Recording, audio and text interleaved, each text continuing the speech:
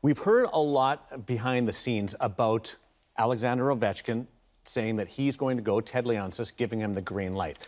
But then you hear this statement from the National Hockey League, and they're blaming the National Hockey League Players Association as much as they are the IOC for not opening the door and making something happen here.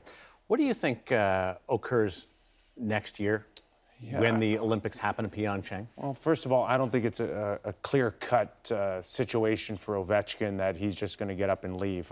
It's going to be complicated. We don't know where the NHL office is in terms of what the mandate will be. Would they allow owners to make their own individual decisions, or would they? What do you think there? I think there's not a chance that happens, right? Not a chance. Yeah. Not a chance that Ted Leonsis has an open book on whether he decides whether he can let him go. The league will tell him you cannot let him go.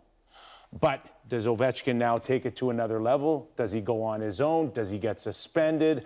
Do they suspend him the whole season? Does that make his contract null and void? All of these questions now are being asked as we sit here to probably Donald Fehr, who's meeting out in Vancouver with various agents.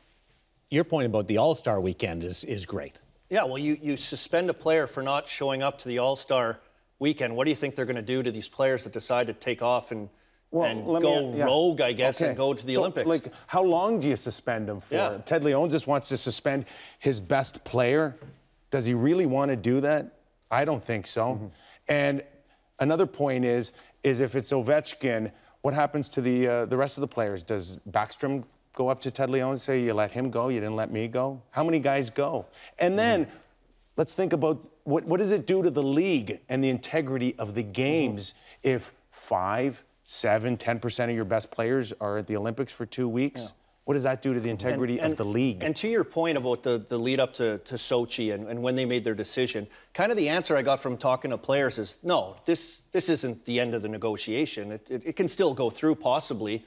So, I don't know, is it closed? Is it just a negotiating tactic right now to say, that's it, the road's closed?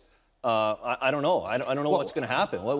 I've experienced enough lockouts and the negotiations to think that there's always a chance. That nothing's until they stand up there and, I mean, Gary Bettman didn't cancel a season by issuing a press release.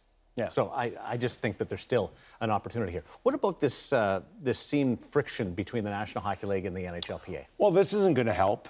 No question about it. We've heard from various players, and we continue to hear on social media the disappointing response to Colby's points. So moving forward, I would think this would jeopardize a lot of things, including plans on another World Cup. We waited 12 years for a World Cup to finally come to Toronto last September. Are there even thoughts about moving forward with another one? Absolutely not until some of this gets cleared up in the very near future. There's an opt-out in the CBA for the players and the owners in 2019. That's not that far away.